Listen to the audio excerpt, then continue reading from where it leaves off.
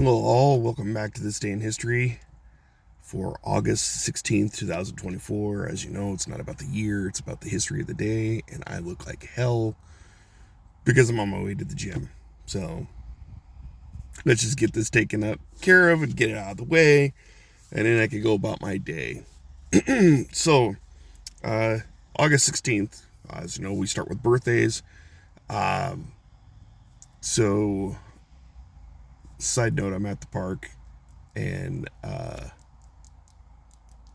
squirrels. I see one of them. I can't tell if that's Piglet or not. Oh, well, I got some peanuts. I can feed him here in a little bit. Let's get back to it. Uh, the year's 1888. We see the birth of T.E. Lawrence. Um, if you have seen any of Peter O'Toole's work, actor in the 60s, he did a movie called Lawrence of Arabia. Well, it was based off of a real historical person, and that was T.E. Lawrence. T.E. Lawrence was a British archaeological scholar. He was also a military strategist. He was best known for legendary activities, exploits, whatever you want to call them, uh, during his time in the Middle East, around the events of World War One. He was nicknamed Lawrence of Arabia, which is where the name of the movie comes from. It was an homage to him. 1913, we see the birth of Menachem Begin. He was born in Russia. He was the Israeli prime minister from 1977 to 1983. He is a co-recipient, along with Egyptian President Anwar Sadat, for the 1978 Nobel Prize for Peace. They worked out a deal. Um, they made peace. It was all kumbaya and all this and that. I'm, I know that there was conflict between Egypt and Israel way back when Egypt they joined the ranks of the other Muslim nations that rose up against Israel. I also know that in one of those conflicts, Israel just laid a shellacking on the Egyptians and basically told the Egyptians that if they ever screw with them again, they were going to obliterate the Suez Canal, the dam that's there, and as a result of that, it would flood half their country. And so, they made peace, and I'm suspecting that this is part of that. Um, but Anwar Sadat, throughout the rest of his life, he was very um, pro peaceful intentions towards Israel, and every time that Israel had any issues with the PLO, the Palestinian Liberation Organization, Anwar Sadat always stepped up to offer his assistance in leading to a peaceful solution between the two factions. So, near as I could tell, Anwar Sadat wasn't all that bad of a guy, um, and he became a I would say a valued. I don't know if ally is the right word. I don't know if friend is the right word, but I mean it seemed to be that he was pretty friendly towards the Israelis, and so that's a good thing. 1920, Charles Bukowski, an American writer, was born. 1923, Shimon Peres, who was the prime minister and president of Israel, was born on this day. Um, Shimon Peres was the same age my grandmother was, although my grandmother was born in March of 1923, he in August, but they're born the same year. 1954, James Cameron, and I always thought he was an American filmmaker, but it says here that he's Canadian.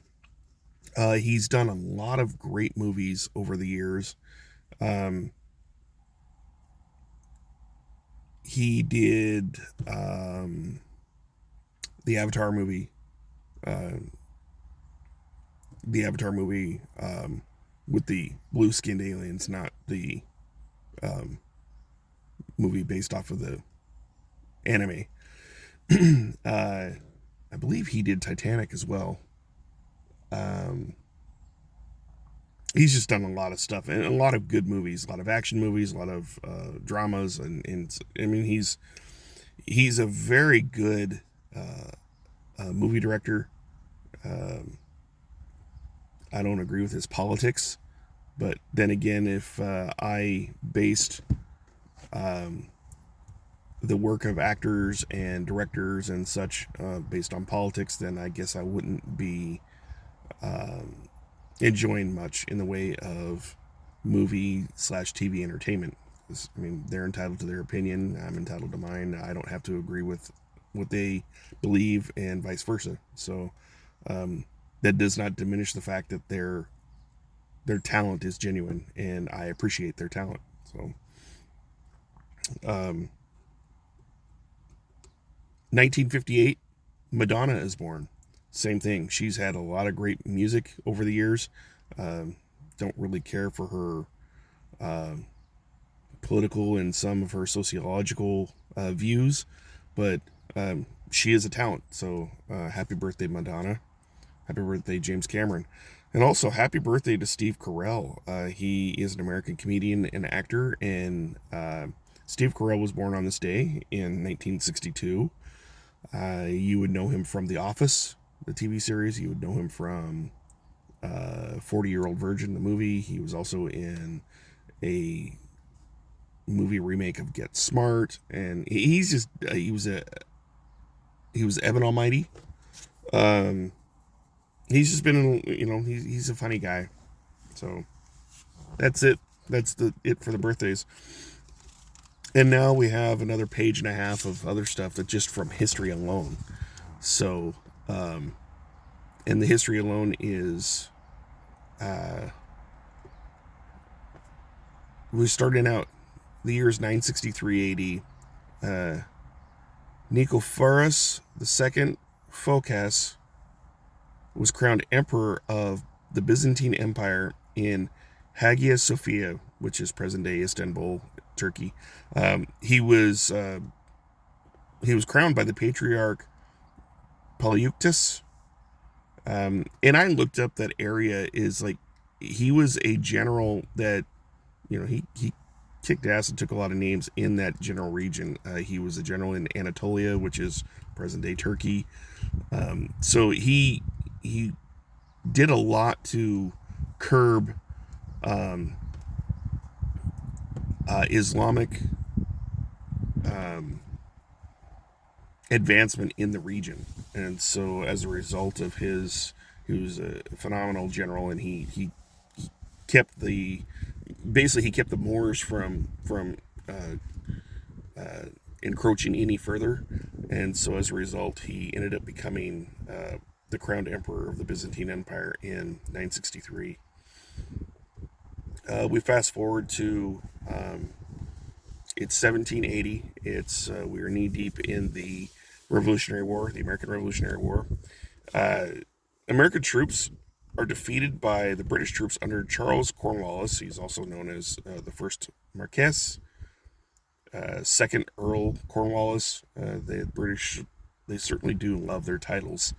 It was in the Battle of Camden, the Revolutionary War, that the Americans were defeated in that battle.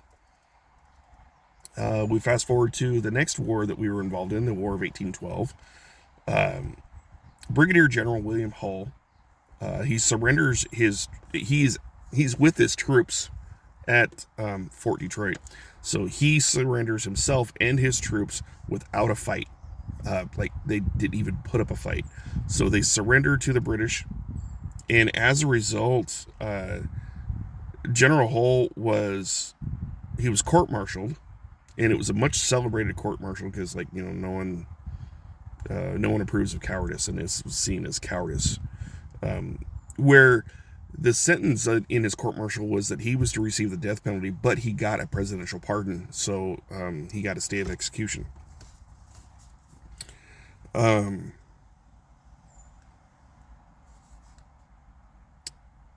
7 years later, it's 1819. We're back in England now. There's a meeting of radicals held in St. Peter's Field that's in Manchester, England. Apparently, the local magistrate was very concerned about this this gathering. I think I read something like there was like 6,000 people that were gathered at this meeting, women, children, and it kind of sounds like, if I'm reading in between the lines correctly, it kind of sounds like that the magistrate kind of like went overboard in the reaction to this crowd, jumped the gun maybe, really just kind of went full bore, and so they sent in some I would say it. I think they sent in some hussars to kind of break up the crowd. So this meeting is dispersed with violence, and it became known as the Peterloo Massacre.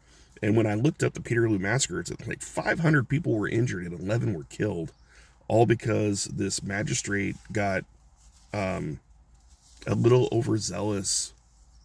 And they, you got to take into account that this is a time where, you know, the Napoleonic Wars have just ended.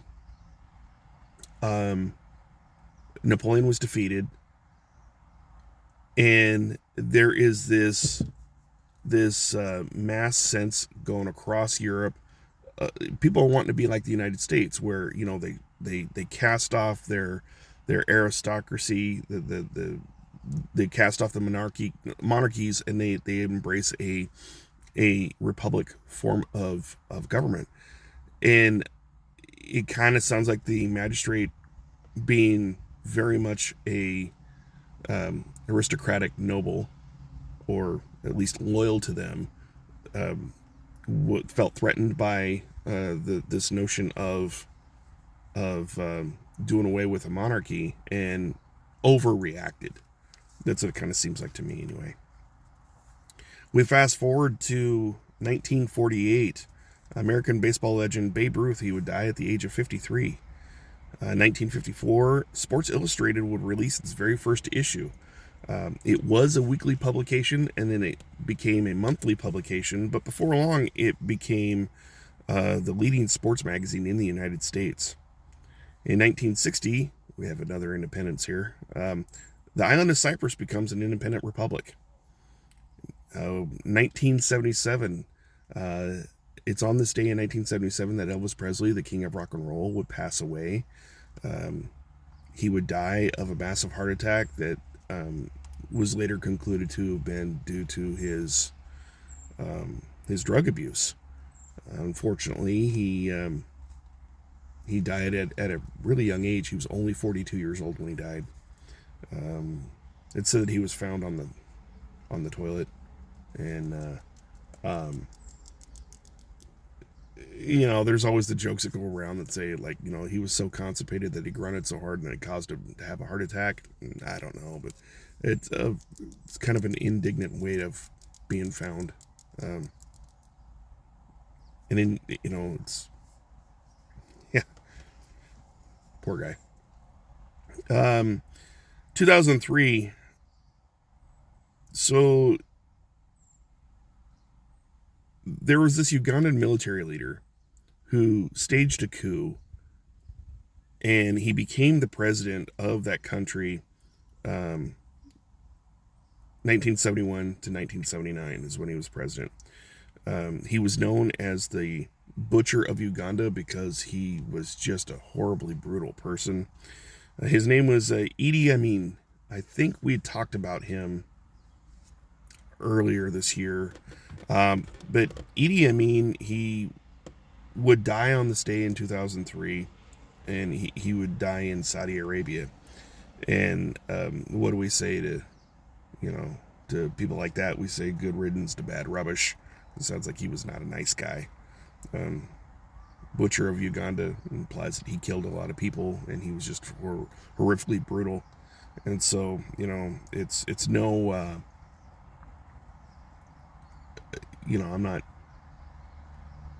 I'm not celebrating the man's death, but I mean, I can, because the Bible says we're not supposed to delight in the downfall of our enemies, but at the same time, his demise is a good thing for mankind.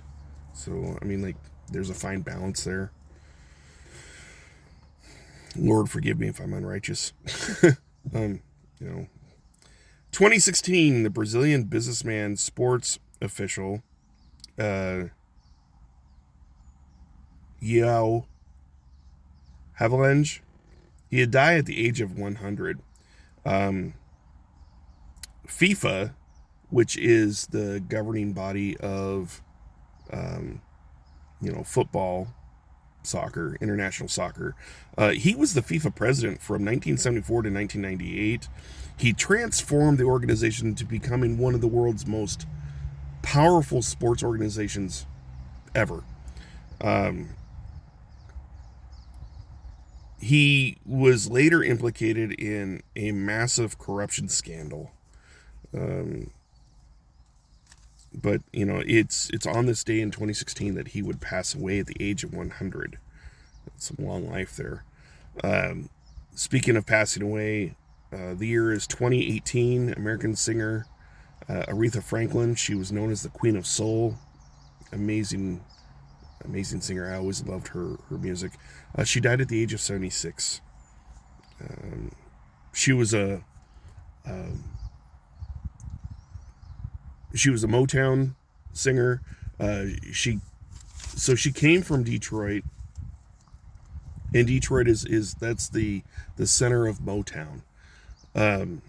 You got she came from Detroit. I believe Gladys Knight and the Pips came from Detroit. Smokey Robinson came from that area there. They were, when Detroit, that areas of Detroit were kind of going economically downhill. A lot of people would leave.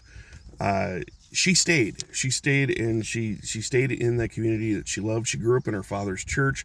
That's how she got her started singing, is that she sang in the choir in her father's church. She remained an active member of that church until she died.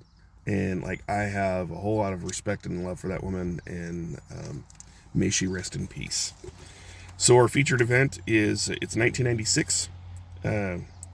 Leonel Fernandez Reina, he's inaugurated as the president of the Dominican Republic on this day.